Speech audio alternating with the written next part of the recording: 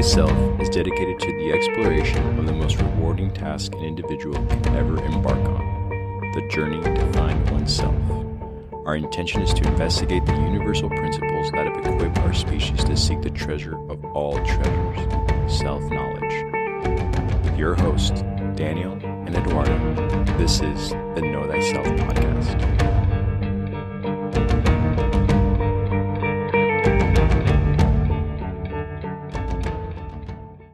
Yeah, it's all good. All good.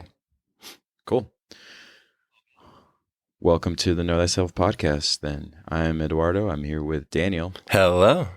And hey, man, always a pleasure to see you on this wonderful Sunday morning, man. I've had a lot of questions leading up to the finale of Scorpio, and I think now, as you just mentioned before we recorded, how we'd be having this open conversation. These are some of my favorites because, you know, breaking down the labors are always a process and always, you know, a journey that we both have to go on separately to come together and make sure everything matches up. But with this, I'm excited to just break down, you know, all the questions I've had reserved for Scorpio and you know what it all goes into, because there's a lot of things we haven't brought up yet, you know, and I know that death and rebirth is something that we've sort of alluded to with the last two episodes, but I definitely have some curiosities about this death and what that death actually represents, and also what this energy is really doing for, you know, the coming of a new way of spirit, you know, if we really understand how to overcome the lower self. And so those two things are super important to me to kind of open up a discussion with you about. I know we talked about how we may conclude the episode today, and that's also exciting because I had questions about, you know, planetary energies that affect the sign that we're in the 8th house, and, you know, how it affects everybody right now going through it. And so without further ado, let's do this. Cool. Yeah, man. Absolutely. And this is exciting to, you know, have this third conversation on Scorpio. But truth be told, this is like the 100th conversation we've had on Scorpio, because the entire podcast of Know Thyself is a podcast based on the esoteric and the occult, which is ruled by Scorpio. And then Scorpio also rules investigating and looking deeper into things, and really exploring and uncovering what's hidden. And the first episode we ever did on the podcast was the 5 W's of occultism. And the first W was, well, what is the occult?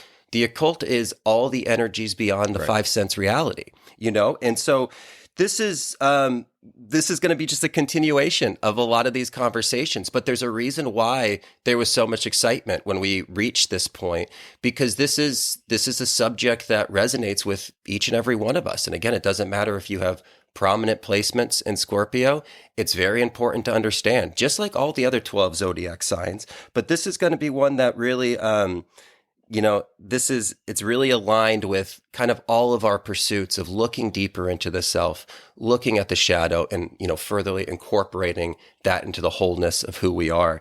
And so, yeah, man, I'm so excited to kind of jump in to this conversation. And, you know, I'll kind of open the floor to you because I know we have a lot of things we wanted to go.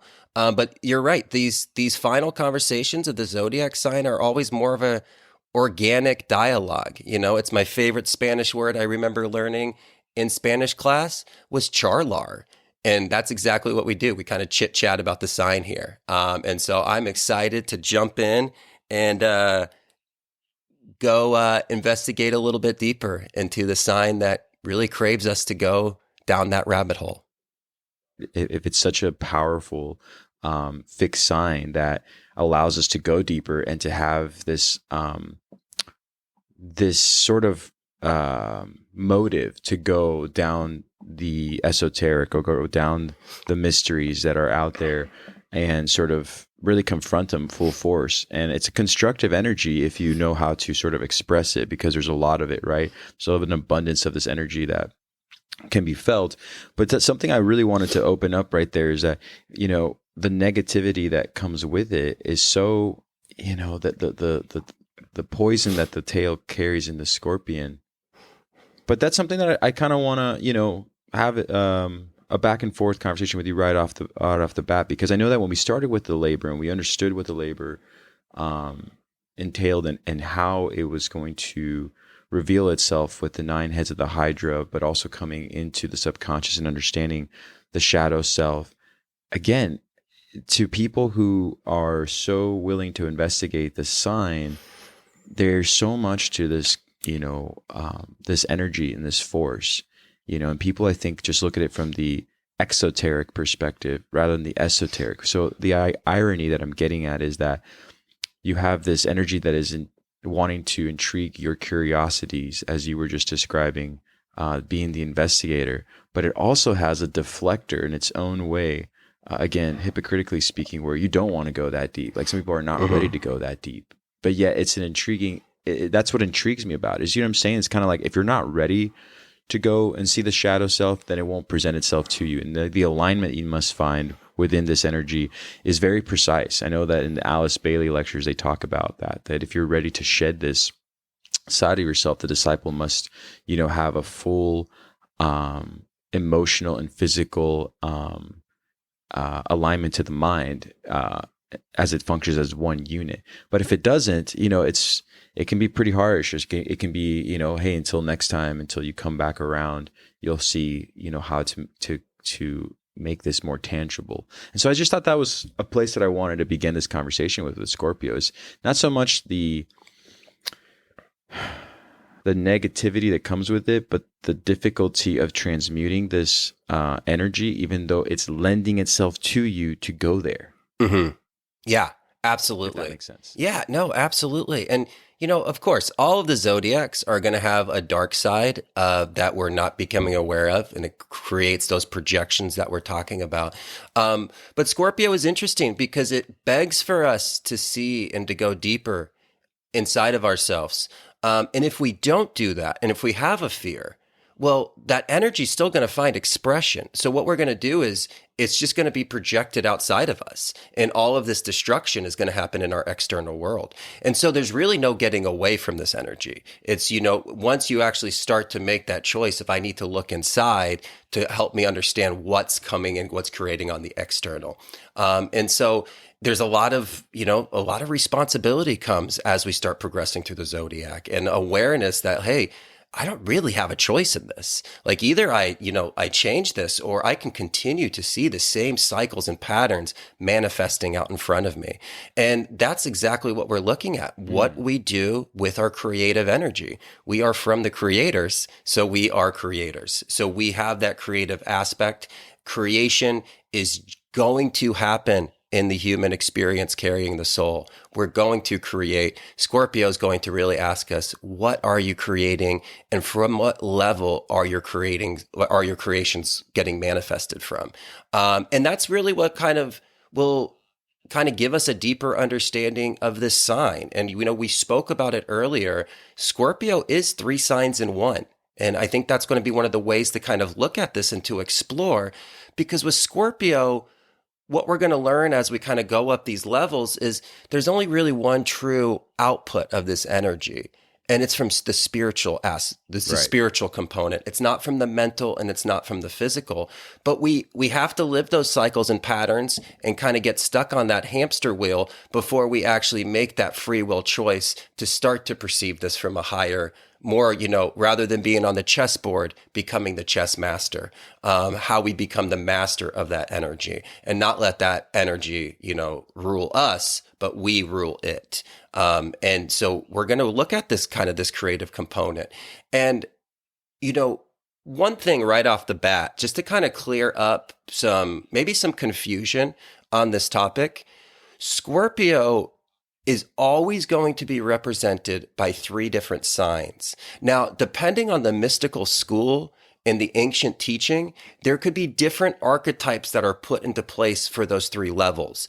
Don't get worried and get caught up about arguing what mystery school was right for what archetype. You're going to see sometimes it's going to be kind of set up as the snake, the scorpion, the eagle. You might see it as the scorpion, snake, the eagle. Sometimes the eagle's replaced by a phoenix. Sometimes it's 3 different things. But what we're really looking at here is it's a, it's like a trinity of experience of where we can output this energy. And that's all that matters. We don't need to argue about what school was right on this. Like today, we're going to kind of just go from the idea of like the snake, scorpion, eagle, and talk about how the eagle represents the phoenix. And so if you are in a school that teaches the scorpion, the snake, the eagle, that's totally fine. It's because it's just showing you the three different kind of steps of transformation. The three is so much more important here, not so much the details of like what's represented by the three. Does that make sense? Absolutely. Absolutely. So, I know that in the lecture with Alice Bailey, they talk about the personality. In the quote, it says, the personality is not to be killed, not to be stamped out. It is to be recognized as a triple channel of expression for three divine aspects. Mm-hmm. And so I'm not sure if you're alluding to that with those three aspects, but I mean, it makes sense to me on, what the message is really intended for, rather than just like breaking it down in an order that needs to, be presented by whatever mystery school wants to present it by. You don't want to miss the mark. Sure. Don't get caught up in the argument of whose crystal is bigger and brighter. That's especially something we have to look at with the age of Aquarius. Like we need to really move away from this idea of my mystery school is better than your mystery school. As we go to this age of Aquarius, it's all about networking all of this esoteric information that humans have collected through their history and making a network of this understanding. And so that means that like you can study, like myself, I read astrology for people with whole sign tropical readings. That doesn't mean I ignore Vedic. No, I look at Vedic all the time. Vedic has taught me so much about my life. There's certain things that Vedic astrology that really kind of illuminates what I'm supposed to be doing with my tropical signs and how I kind of go from the clay to reach the stars. It's all about the incorporation of information. We live in the age of information, and we really need to start honoring that as a blessing from the universal life force, that we do have access to all of the mystery information that's connected in humanity, because we're not, people see colors as, gender, color of skin, and all of these things. It's the same energy that's pumping all of our hearts. We're not different. It's the human experience. You're tied to everything. And so say you like to study, you really resonate with like Native American esoteric understanding and wisdom. That's great. But that doesn't mean you can't look at, the wisdom of the Druids. That doesn't mean you can't look at pre-colonial Africa, esoteric traditions. We need to be open to all of these networks and really kind of, again, making like a golden thread around all of this information and incorporating the whole human experience, because that's what we're supposed to be doing in the age of Aquarius. This isn't a time to be fighting over religions. This is the time to be coming together that be like, oh, all of these books are talking about the same energy. And that's what we're kind of, approaching with this idea with Scorpio, and it's really good. Cause like, it's amazing when you start to incorporate that. Like my Capricorn moon in the rodeo of all the planets that are next to it makes so much more sense when I study it in alignment with my Vedic moon, which would be Sagittarius. And it gives me such a better understanding. The tropical is like the clay that we're formed from, and the Vedic is the energy of the stars. And it tells me, Daniel, when you have discipline and you really have structure and you have a direction in your life, you can manifest this Sagittarius moon. And that's when Mr. Fun Pants comes out. And that's when like Daniel, the fun time and that good energy, really kind of comes out. But it always comes with discipline. It always comes with discipline and understanding what the work I'm supposed to be doing, so that can kind of manifest out. And, in accordance with Scorpio, the discipline that my soul requires for Mr. Fun Pants to come out, well, that's a cycle and pattern.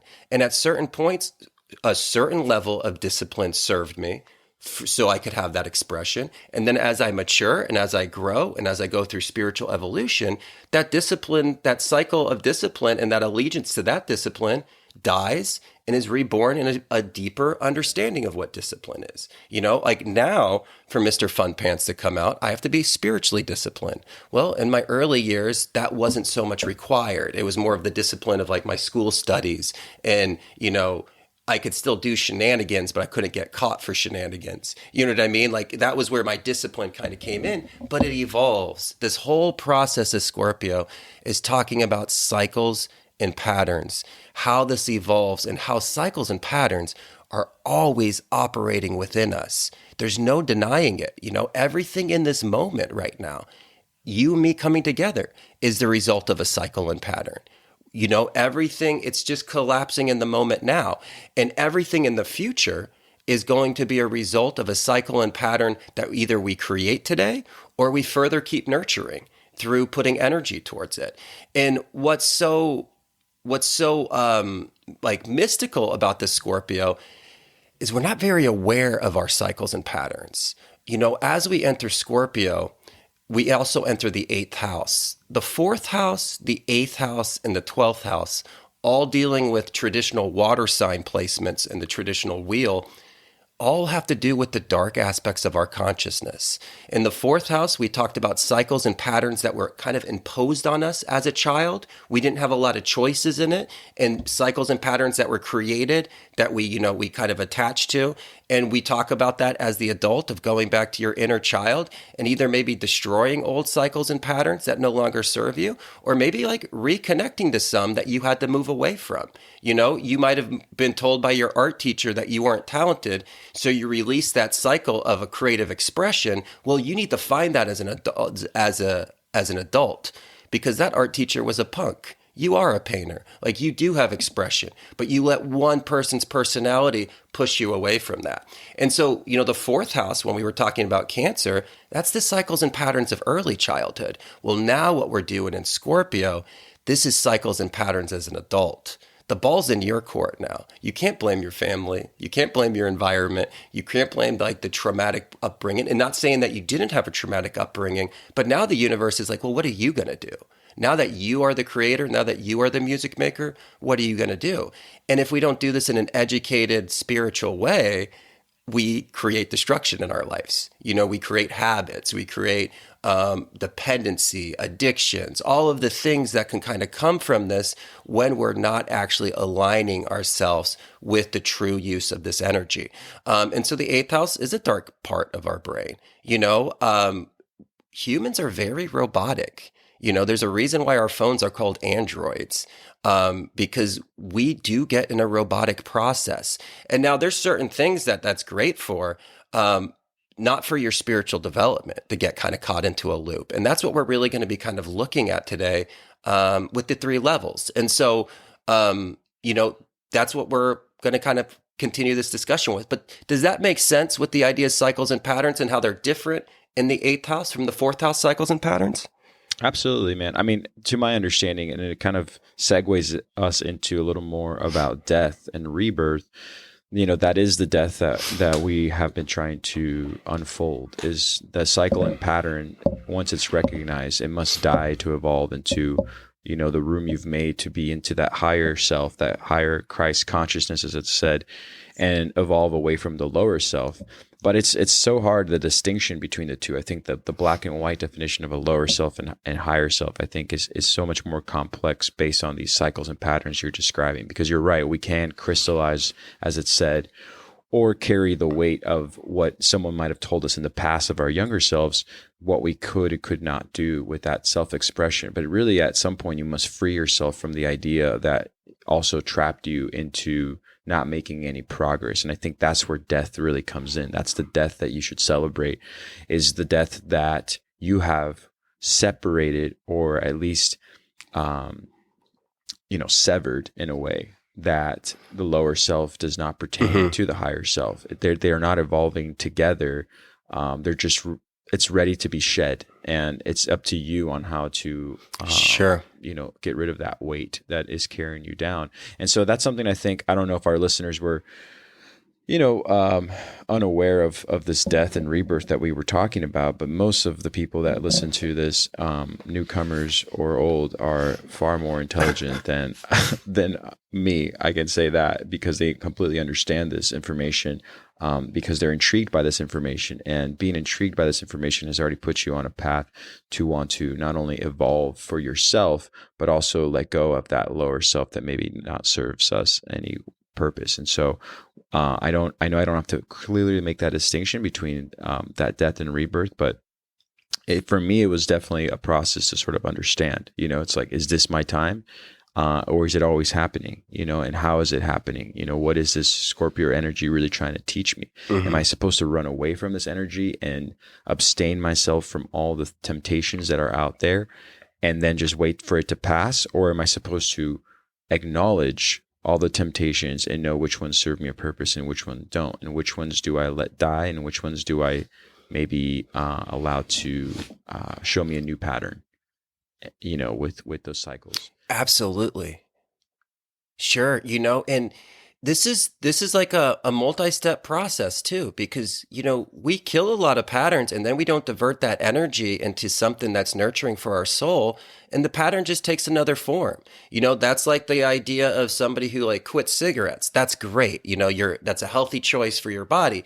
But if you don't take that energy of that we were spending on our cigarettes and maybe like go for a walk instead, or maybe like I read at that time or do something, and say you just start like eating Big Macs in the space of that, well, you've replaced a negative pattern with another negative pattern. You kind of kept it on the same level. We didn't like elevate it and utilize that energy for a higher expression. And so this is also what's so tricky about Scorpio, because sometimes we like kill a pattern, but we replace it with maybe something just as destructive, And so we always, not only do we have to kill it, we really have to give it that phoenix rebirth of a higher perspective, really imbued it with the soul and the spirit. And so when we're kind of looking at these three levels of Scorpio, and like we said, again, you're going to see this in different variations. For today's conversation, we're going to do it as a snake, a scorpion, and an eagle. But again, it's just the three levels that are so important here. And so the first level,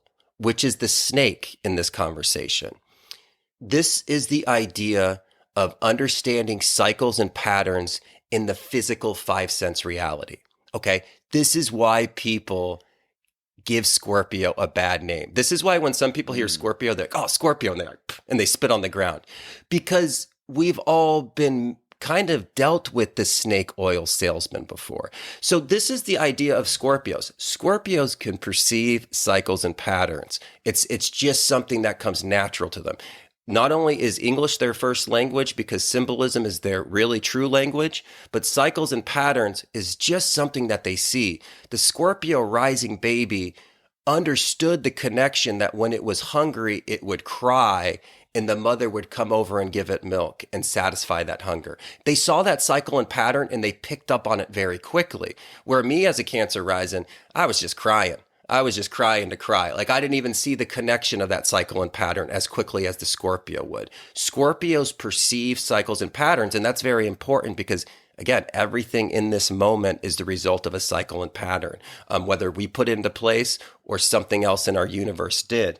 And so the snake represents the individual that understands cycles and patterns on a very physical sense. And so we could kind of use the example here as like the sleazy used car salesman. Not talking about all used car salesmen, but we're talking about the one that wants to take advantage. And so this individual is working the lot and he sees maybe a middle-aged man walk in who looks like he has a low self-esteem. And so the snake here says, you know what? I see a cycle and pattern of this individual. He doesn't have a very high self-esteem. He's very, he kind of results to what I direct him to. And I kind of see weakness here. So what I'm going to do is I'm going to sell him a red convertible that he can't afford.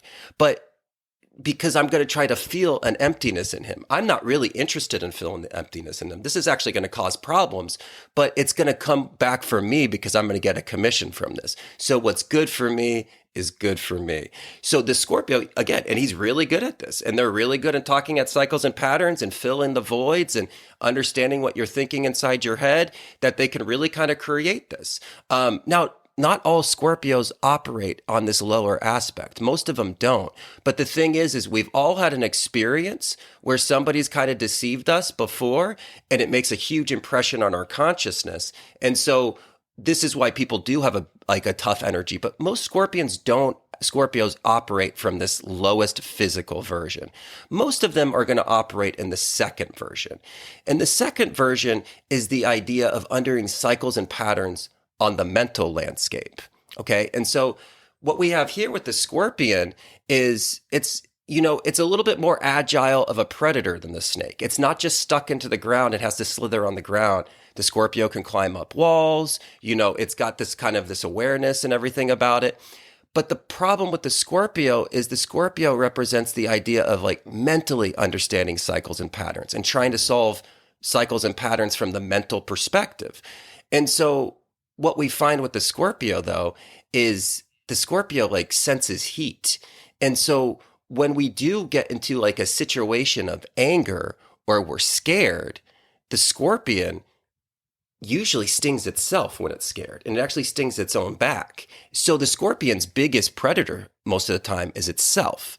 Because of fear, it panics and it cuts, it stings its own back. Well, this is what the mental aspect of understanding cycles and patterns does, because you can't solve anything from the mental, because when you do have fear, you kind of destroy yourself. You can't die on the mental. A mental breakdown isn't something that really brings a lot of clarity. You just lose senses of all your senses because your body is craving to have a death and rebirth, but the death and the rebirth doesn't happen on the mental. The death and the rebirth doesn't happen on the physical. The death and the rebirth has to happen on that third level, which is what we're representing as the eagle. Right. Now, all of a sudden, you have a bird's eye, did you want to say anything, my friend? No. Keep going, man. I think where you're taking this is exactly where I wanted to go. So go ahead. Okay, perfect. And so, like we just said, the Scorpion has a better awareness of cycles and patterns, and they have a mental code about them as well. They're not going to do pain and take advantage of somebody because it's just not their mental code. They know to do better than that. But what we're going to see is as we go to that third level, this is where we have the eagle. And all of a sudden, we have a bird's eye view of all of our cycles and patterns as they're collapsing. And if the eagle turns its head to the left, we can see the causal factor, where these cycles and patterns began, how they were nurtured, and how they're collapsing in the moment.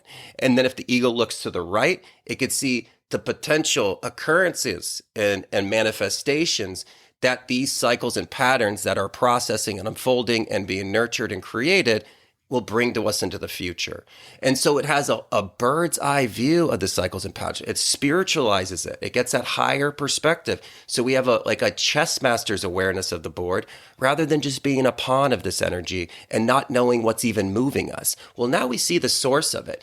And what's beautiful about the eagle is if it sees a cycle and pattern that's no longer serving it, the eagle, from its high perspective, swoops down and just picks up the prey. It just picks up the cycle and pattern. There's no struggle.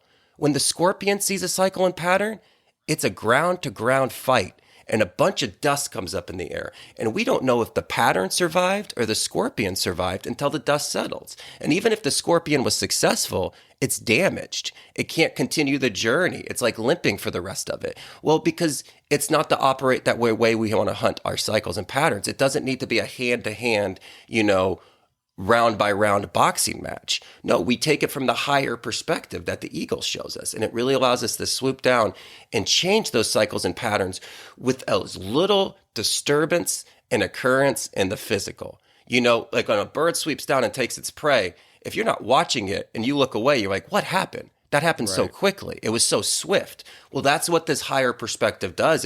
We don't have to go to battle with this. We don't have to run in there with the swords. We come in from a higher perspective and we just nip it right there. And we just kind of take that cycle out. And then we can kind of, from that highest perspective, direct that energy to more of a spiritual direction. And that's what that eagle's going to represent, but this is also what the phoenix is going to represent. With that archetype, they're meaning the same things. And again, there's only one way you can die and be reborn. It's on the spiritual. And what we learned from Scorpio is when we start creating cycles and patterns and nurturing cycles and patterns from the spiritual fountain of life, it makes its way down and it nurtures the mental it nurtures the physical. But if we're just at the mental, it's just going to nurture the physical. And if we're just at the physical, it just stays as like a, stagnant water on the bottom. There's only one way, there's only one source of this energy, and it has to come from the top, and it makes its way down. And then everything gets the satisfaction, everything gets understanding. We can really make our cycles and patterns in the direction of our spiritual aspirations, and then our mental and our physical needs will be met. And again, we'll get what we need more than what we want, because what we truly want is, wholeness, oneness, the connection to the universal life force. That's the pattern that we're sending our cycles and patterns into that direction. Everything else will come in accordance to it. And that's what we're truly trying to manifest. And that's when the phoenix is born. That's when we die from the ashes and we're reborn as this new self. And we've been, we've died so we can really face death in the truest sense. But this energy is begging for you to die. You can't die on the physical. You can't die on the mental. You can only truly die on that spiritual level. And that's what those three levels kind of speak about. And, when you sent me and I know this is something that's been on your mind, because when we were sending messages back and forth today, you sent me the image of the Mexican flag. And that's exactly what represents on the Mexican flag. It's the eagle overtaking the snake. It's the spiritual aspirations overtaking the mental desires. It's that spiritual inspiration taking away from that, that physical or that mental ego. It's the higher overtaking the lower. This is the path. This is what we're seeing Hercules go through. And, this is what we're all kind of going through. And so it's it's just kind of a fascinating way to kind of understand this and look at it. But it's so important. We all have to go through this transformation. We all have to kind of go through this transmutation. And there's no place for the soul here. The soul is from the eternal, and that's where we have to make it back. And now we use the body and the human experience to collect wisdom and unconditional love to make that happen. But it's not just about the physical body. We are a soul that has a body. We're not a body that has a soul. And that's a big thing that we kind of learn with Scorpio and these kind of three levels. Bravo, man. It's so not just interesting to hear this perspective and breakdown of these three levels that you put so well, but also in accordance to everything that we've been discussing with Alice Bailey. I think you summed it up just beautifully. I mean, there's two quotes that I like from Alice Bailey, and if you have the book of the Labors of Hercules, I believe this would be on page 83. But at the very bottom, there's a quote that says, "I am having such a difficult time. My environment is against me. My home conditions are difficult, but I will get a crown someday." Quote, "Hercules, the disciple, is not concerned about the crown. He is looking at the eagle, the spirit aspect. He's occupied with that marvelous symbol of light emerging, which all victory is possible." And then the last thing that I really like that Alice Bailey puts in there, it says, "Keep your eye on the eagle. Call down fire. Do not look at the ground. Be centered in divinity." And so to wrap up everything you said, I think that you and Miss Bailey here would have a great way of putting this so eloquently as you just did, with not only the labor of Hercules, but also the understanding of those three aspects and what it really represents outside of the physical body. And so very good, man. Very, very inspirational to wrap it all up. Yeah, no, and beautiful words. Thank you for sharing those quotes, man. She really, again, a master of this subject. And, we just can't stress enough how important cycles and patterns are, and getting to the causal factor of cycles and patterns, because that's how we find the shadow, and that's how we actually go to explore it. It's at the cause. It's at the seed. The seed of every problem is also the solution, and that's what we kind of want to look at. Again, a lot of times we talk in here about like old wives' tales, right? And sayings that we don't really like understand, like we don't really think about until we really start thinking about it. We've talked about like why walking under a ladder is 7 years of bad luck. Well, you missed that opportunity to go to the next level. You'll read in a lot of old occult books that you shouldn't watch. If you see a black cat crossing a road, it's bad luck to keep your eyes on it the entire time and watch it cross the road. There's deep significance here. The black cat represents your shadow, and it represents the cycle and pattern that's operating. You watching the cycle and pattern just go by, you're missing the point. Where did the cat come from? Where was the source? Where did the black cat come from? That's what you're supposed to look. You're not supposed to follow its eyes and watch the pattern just unfold in front of you. Where did the cat come from? That's why it's bad luck, because you missed the opportunity of seeing the shadow at its source and actually getting down to the root of where this is operating and how it's kind of manifesting. Every sane, every wise tale, every tradition like that, there's deep significance in all of those when you start thinking about them in astrological viewpoints, because that's why they were created. At no point did they think that if you watched a black cat cross a road, it was going to be bad luck. It was just saying you missed the opportunity of seeing the source of some of your negative cycles and patterns and how they're kind of manifesting themselves. And that's a really important thing to look at, getting to the causal factor. That's what Scorpio is all about. Scorpio is interested in the underworld.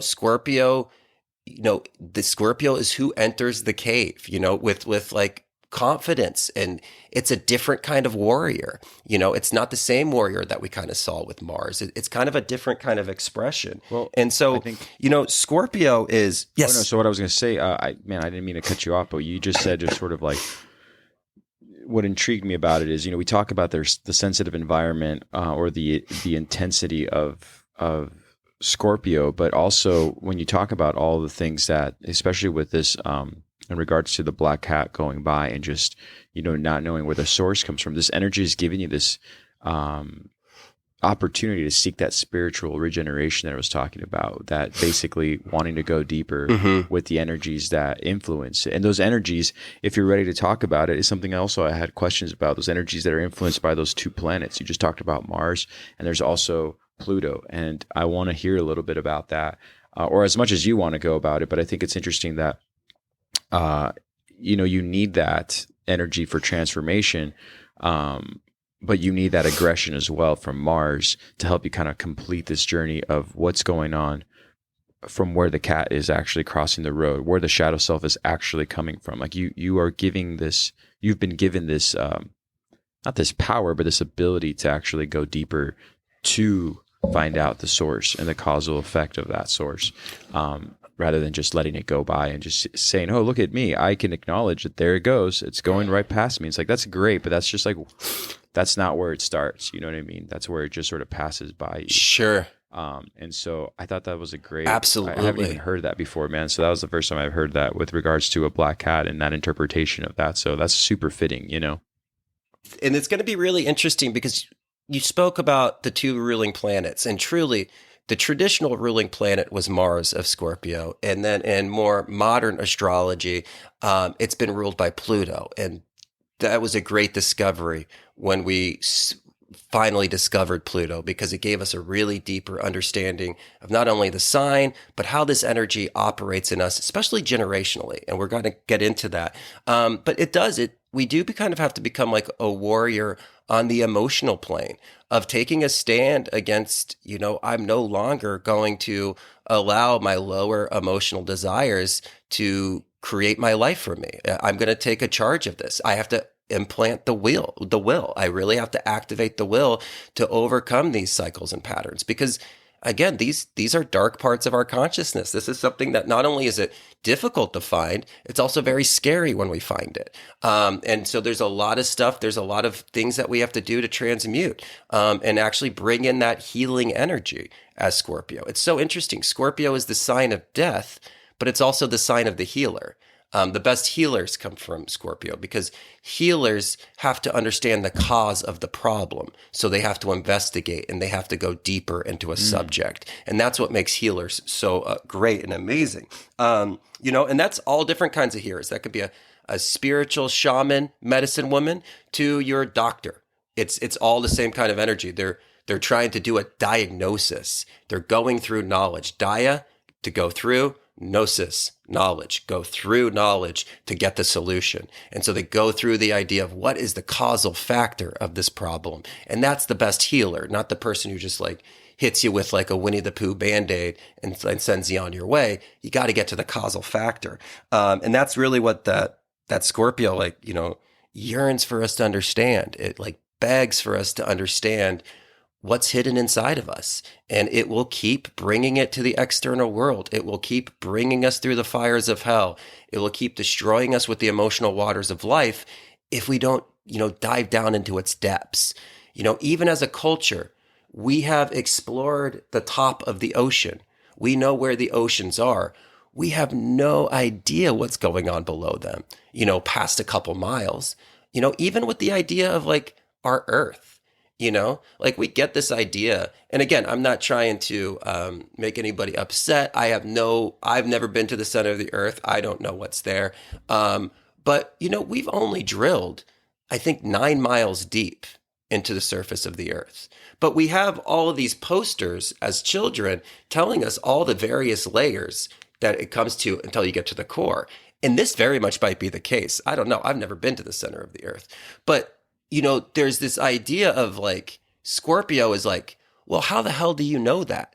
And Scorpio is the kid that asks those questions. Scorpio's like, well, how do you know what the center of the earth is like? And the teacher's like, well, because the Scholastic Book Fair that I get all my teaching supplies sent me this poster and they wouldn't lie to you.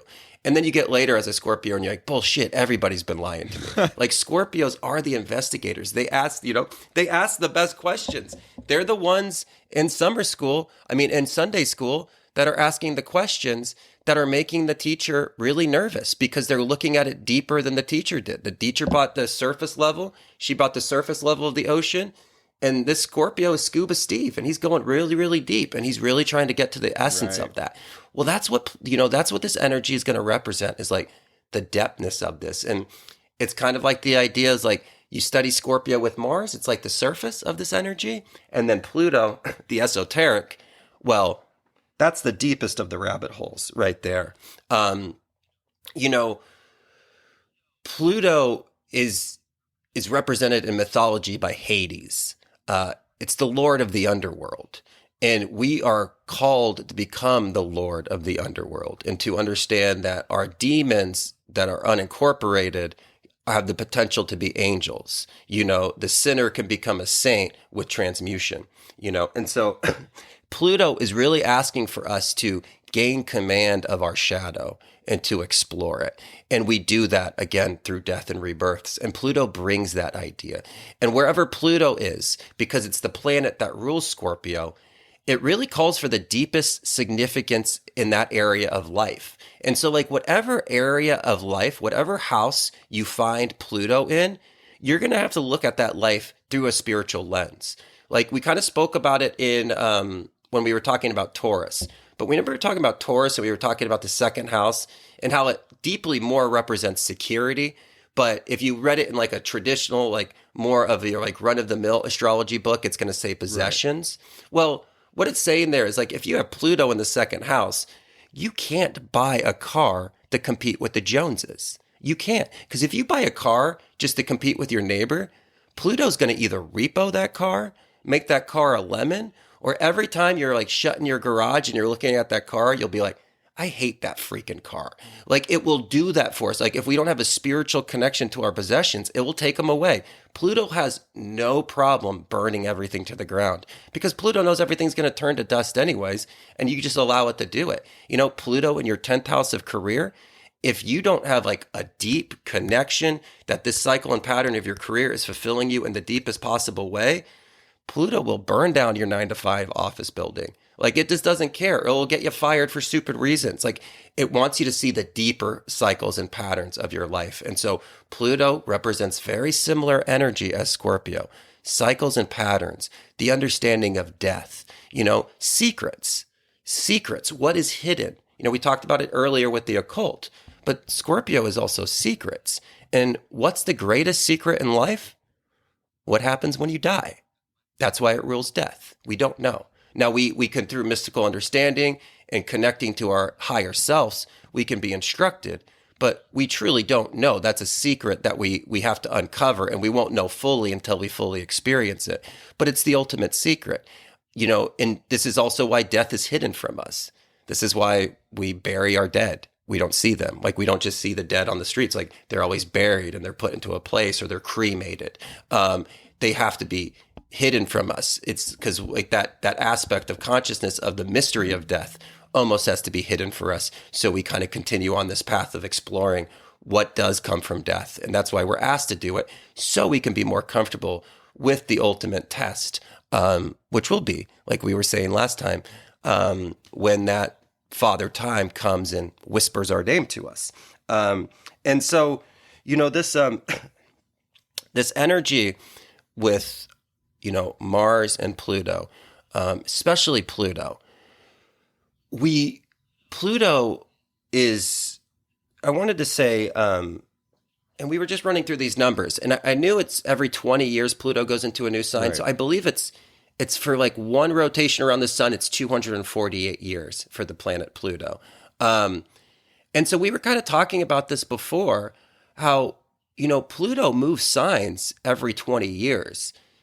This is the generational differences in generations. This is why people can say like, oh, this generation is not like the last generation, or they're so different, or they could be even like critical of it. It's because of Pluto. Pluto is actually what teaches us the generational currents in the relationships to cycles and patterns. And that's really why it kind of makes its way. And that's why like the Pluto and Sagittarius generation was a little bit more connected to like these bigger ideas of like the aspirations we can come. They're almost like the phoenix that can be created from the ashes. This is again why, that generation really started the trend of being like more environmentally conscious. Now, there was obviously people environmentally conscious, but it was a big shift from the Pluto and Scorpio generation to the Pluto and Sagittarius. I always kind of talk about it, and I hate to repeat myself if I've spoke about this on the podcast before, but it was very interesting, like how people play catch up to Pluto because they don't understand it. I think there's bigger reasons why Pluto was planet status was taken away. I don't think it was just because it didn't fit the model. I think if people started understanding Pluto more, a lot of changes would start happening in our societies and bigger awarenesses. But what we do now is we're, rather than proactive with Pluto energy, we're very reactive. And what that does is we can't catch up to Pluto. So like we had a generation that, was like, was really boiling water with Pluto with Scorpio. Well, the thing is that boiling water was also shot out at other individuals at our age. We did have some nasty things that children would say. We had a lot of bullying. Like there was a lot of animosity with like between people and groups at that time. And you really had to belong to your group. And there was always like this head-to-head combat. Well, schools started to see this like raising in bullying and this raising in aggression and students' behaviors. So they went and they made all of these anti-bullying campaigns, right?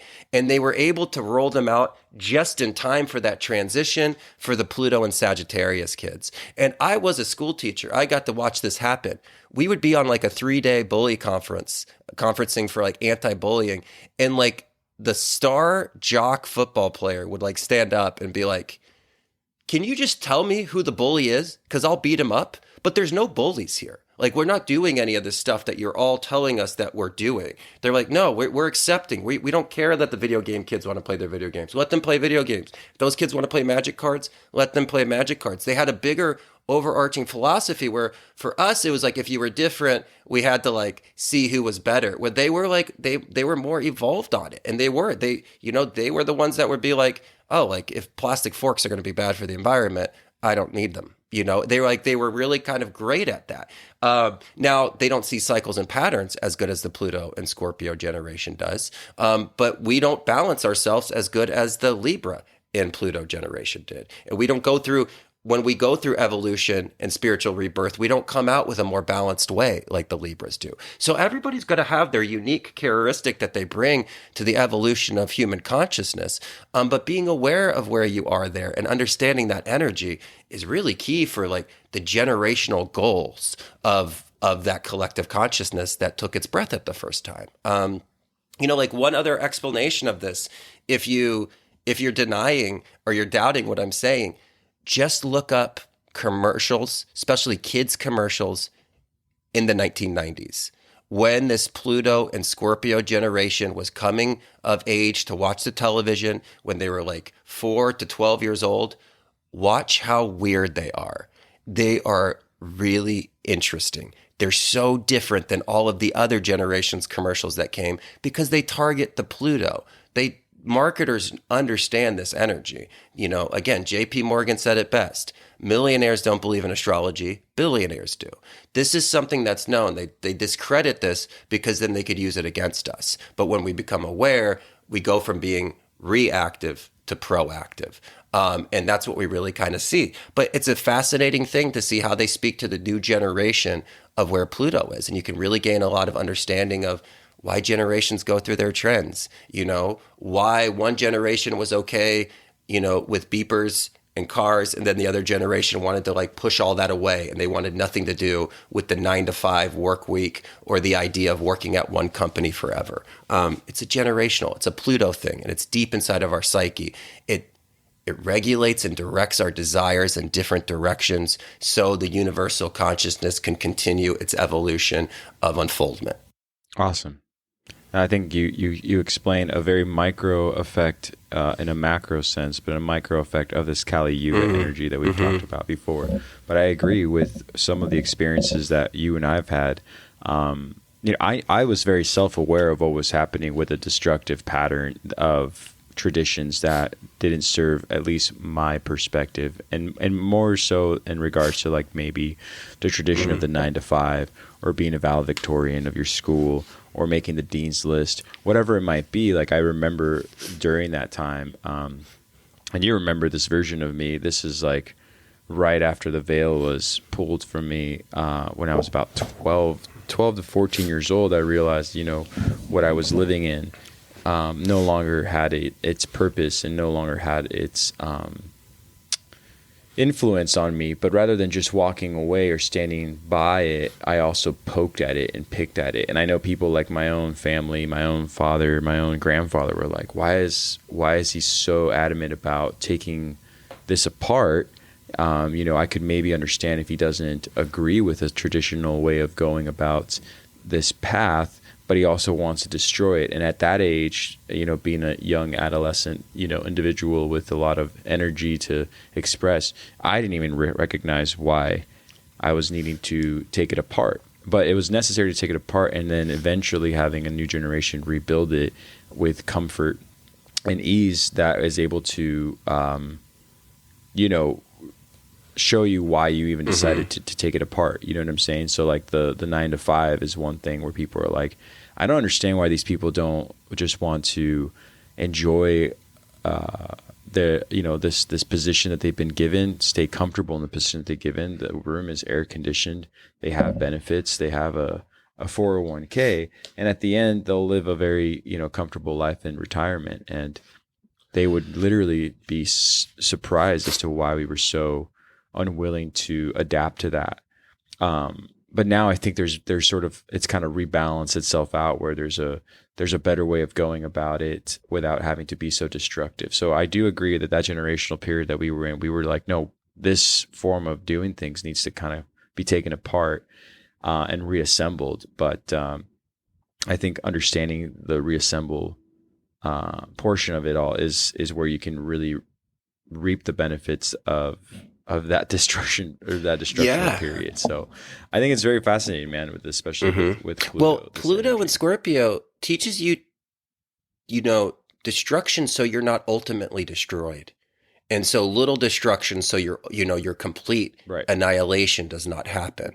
And so we do have to have little deaths to avoid, that physical death of, leaving this place earlier before our soul can learn all of the lessons that it needs to continue on its evolution. And so, fascinating when we look at Pluto and the intensity that it brings and, what it does for cycles and patterns and just the significance of life that it really kind of puts focus on and the intensity. I mean, this is the planet of intensity, life and death and the struggle and the desire, all very intensive energy. And so, We spoke about like the aspect of like the esoteric significance of sex, and I know that's going to be something that we go deeper in. I know we're going to go deeper into the topic of death. And one other thing that I really wanted to connect about this Scorpio energy. Also, you think about Scorpio, it's the eighth sign of the zodiac. The number eight is the sign of affinity. Shipped over to kind of show that this energy is infinite inside of you. There's no way to go away from it. Like, you just have to figure out how to make it flow through you so you can make it back to the infinite. And that's the real deep understanding of the number eight, that this energy's in you infinitely, and it's going to need expression, but it's also the gate to get you into that infinite connection and to open that narrow path to Christ consciousness. And so, we look at the eighth sign, and we also want to look at the eighth house. And I know we explored already that the eighth house represents cycles and patterns as an adult. The eighth house is also, because it's like the blending of energies, the eighth house is also where we can go to explore our deeper relationships that actually go above Libra. And that's what we really see. The energies from 7 to 11 really start to blend together. Because the 7 to 11, houses 7 to 11 that we started with Libra and now we're in Scorpio, it's the external world, and they do start blending together. They're not like principal foundations of our inner consciousness like the first six houses. They really have this fanning approach, and they really do kind of start blending together. And they're like, the information is like carried over. And so what we had in the seventh house was one-on-one relationships. Well, in the eighth house, we have the blending of those one-on-one relationships into oneness. And this is when we actually can merge with another individual in a spiritual way. But how we're going to merge with somebody in a responsible, spiritual, way, to repeat myself, it's by not only gaining awareness of our own cycles, patterns, and aspirations in life, but also gaining awareness of the people who are most important to us, their cycles and patterns, and their aspirations. And what we do in Scorpio is we learn how to merge ourselves in the middle so we could assist each other in the journey to make each other to find home. And so it's not that one bends more than the other. It's not that we enter a relationship and we lose our own identity and become what the other person wants. And it's not that we force them to lose their identity. We maintain our sovereign spiritual identity, but we blend in with somebody else. And this is why Scorpio, about the planet of transmutation, this is very much like the idea of like when you took the rite of passage of becoming a husband. You took a new role. You blended your own personal idea to a bigger archetype, which was husband or wife, or husband, wife, whatever. We take these new archetypal roles and we blend into them. This is like the idea of fatherhood or motherhood. You take on a higher archetypal identity and you blend your personal self with it. And that's what we really see in this eighth house, is the idea of like blending into something bigger. And if you can learn your cycles and patterns and understand your aspirations, and you can understand other people's cycles and patterns and their aspirations, all of a sudden you become part of this infinite energy together. And you kind of find the opposite end of your battery terminal. And you can actually really accelerate the spiritual growth and spiritual understanding of others when we make ourselves in those deeper spiritual connections. The eighth house really tells us how long-term relationships are maintained. Because what's needed in a long-term relationship? Without doubt, death and rebirth. How many relationships have we destroyed because we thought it was over, but it was actually just going through a cycle of killing a lower aspect of that relationship and a bigger, more higher aspect was coming through? Now, again, we don't want to do this if we're in a destructive, abusive relationship. Don't use this as like a scapegoat to be like, oh, we're just evolving. Like, no, that's different. But if, relationships need to die and to be reborn, because we know this, even the idea of like attraction. You know, like I could look at you and be like, "Oh, what a stud!" But after some time, like we would have to make a deeper connection of the relationship. It can't just all be physical, or that's going to dwindle out. Because even if you're with the most beautiful person in the world, you're going to start to be attracted by other things. You need the relationship to get connected on a deeper level. Cycles taking relationships through death and rebirths. You know, we need to do this with cycles as an adult. You know, we have to die as the dependent child to be reborn as the independent child of our parents. You know, we have to die from that dependency of them holding us and taking care of us. And then we reform and transmute. We're still their child, but we're on a new level and it's a new connection, you know, and now we're kind of like friends with our parents. It's a different kind of role that kind of takes on there.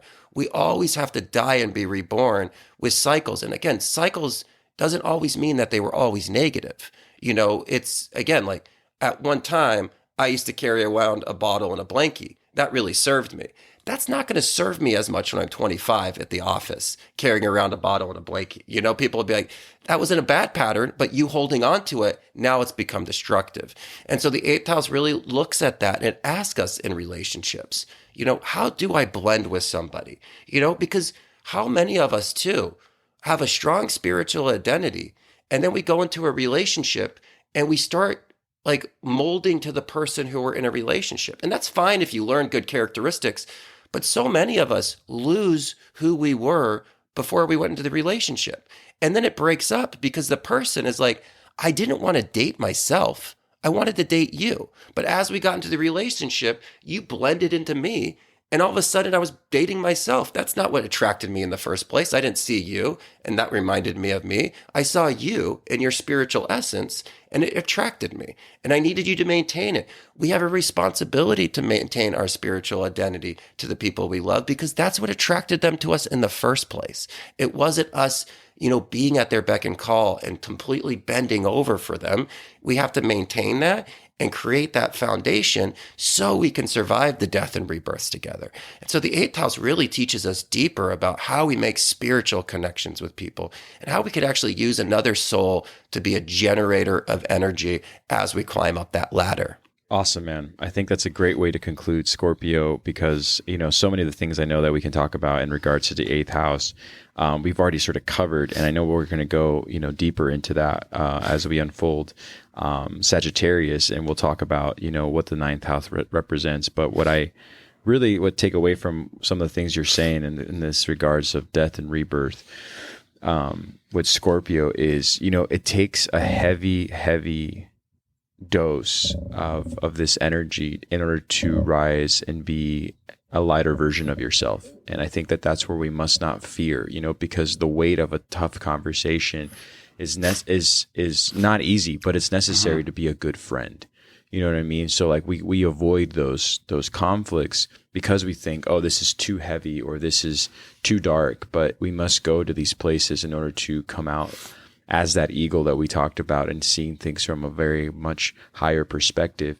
But it's not easy. You know what I mean? And I think that any of the things that we've spoken about throughout the entire length of this podcast, we talk about what it takes to better yourself, even through the alchemical transmutation, is not easy. But you're given these opportunities with, you know, this power, you know, this passion. You know, people might fear the exoteric definitions of, say, even Scorpio's tendency to be jealous, but don't forget that your jealousy may be influenced by your passion, and your passion is gold. Your passion is necessary to love the way you were meant to love intently.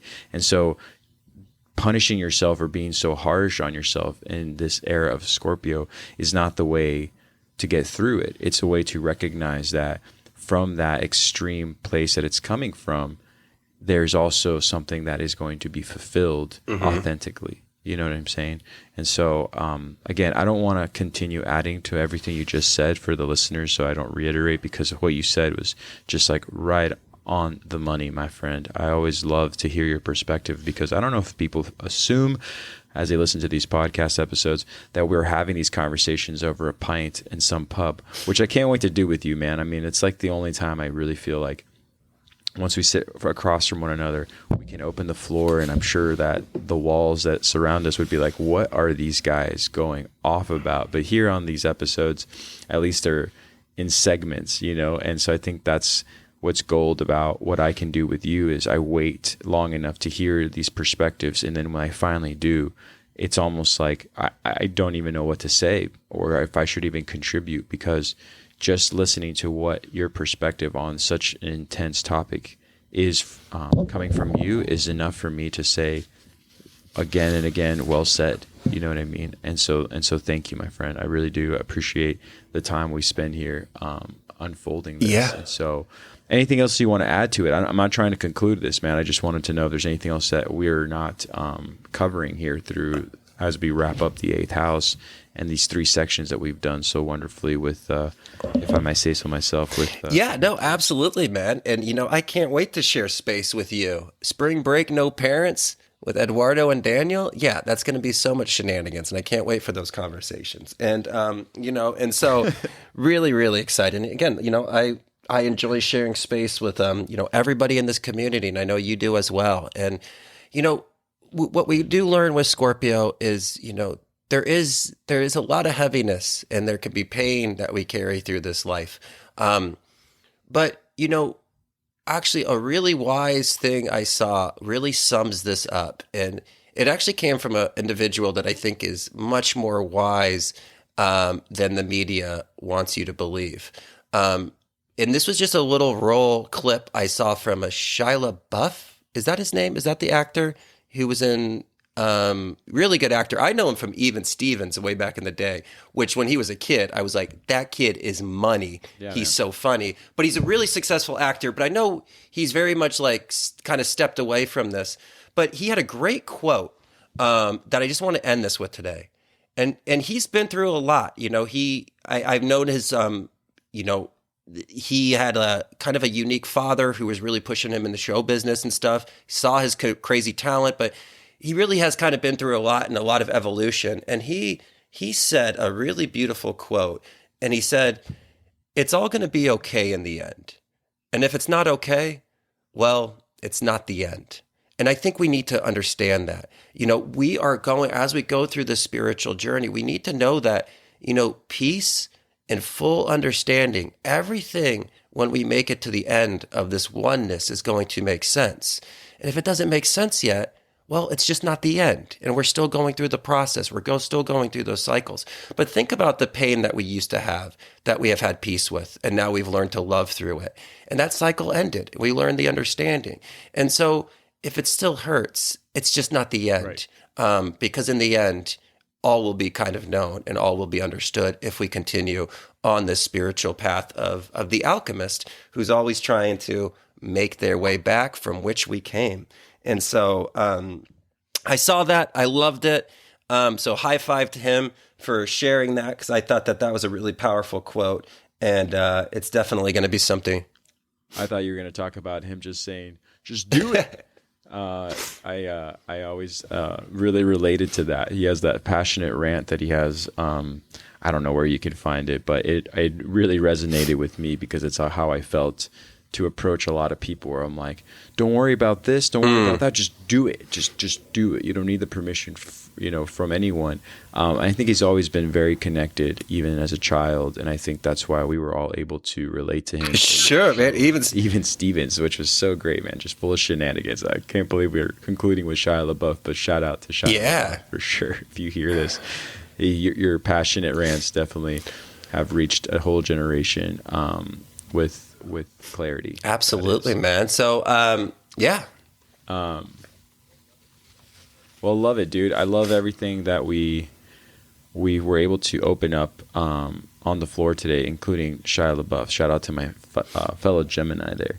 But one of the things that I really wanted to bring up about the website, though, is that, Daniel and I are very much the only, aside from, Karina helping us build the website, great person. We also have another great individual that is in the organization with us, and that is Johnny. And we love Johnny. We've known Johnny for a long time.